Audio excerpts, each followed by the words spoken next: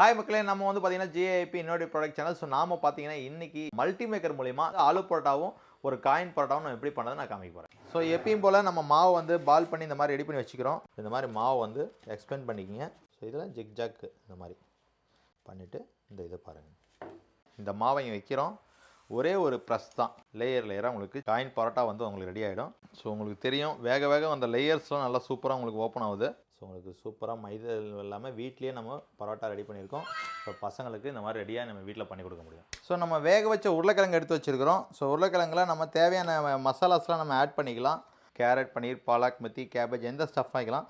So நான் வேக வச்ச உருளைக்கிழங்கு வைக்கிறேன் பாருங்கள். இந்த மாதிரி எனி ஸ்டஃப்பில் உள்ள வச்சுக்கலாம். ஜஸ்ட்டு க்ளோஸ் பண்ணிவிட்டு ப்ரெஸ் பண்ணிங்கன்னா போதும் பாருங்கள். ஸோ நம்ம சீஸ், கீ, பட்டர்லாம் கூட நம்ம போட்டுக்கலாம். ஸோ இங்கே என்ன ஸ்டஃப் இருக்கோ அதே ஸ்டஃப் இந்த பக்கமும் வந்துருக்கும். மல்டிமேக்கரில் பார்த்தீங்கன்னா நம்ம காயின் பரோட்டா பண்ணதை பார்த்தோம், ஆலு பரோட்டா பண்ணதை பார்த்தோம். ஸோ ஆலு பரோட்டா மாதிரி நீங்கள் ஸ்டஃப்டு எந்த ஸ்டஃப்லாம் பண்ணிக்கலாம், புரன் போலி ஒவ்வொருலாம் கூட பண்ணிக்கலாம்.